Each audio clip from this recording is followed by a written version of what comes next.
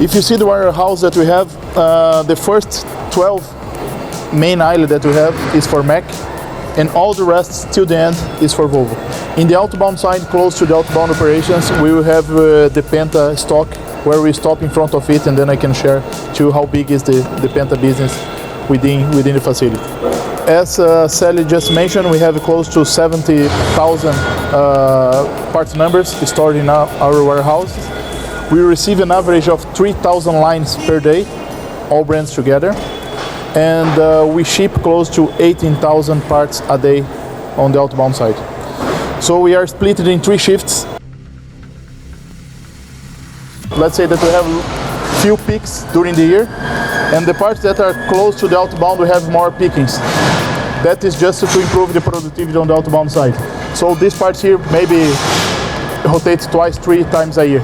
But as much as we go to the outbound, then this part there is rotating almost some of the parts every day. We are shipping parts from Byhalia. So here we have 2 aisles, and in the outbound side we have another 4 aisles for Penta.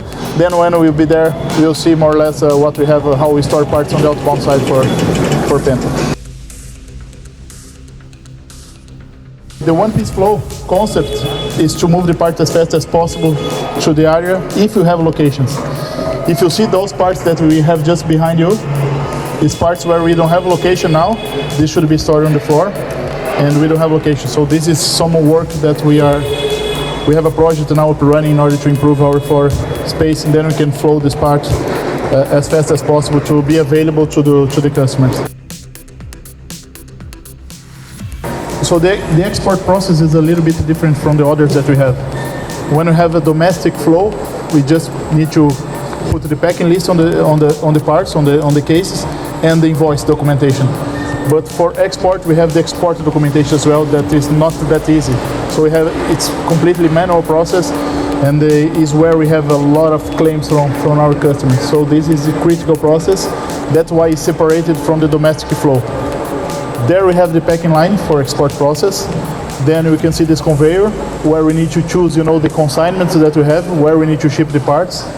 When they pack it, they put the packing list and the shipping label. They need just to put it on the floor. And then services center, order desk, we work with the exportation documentation.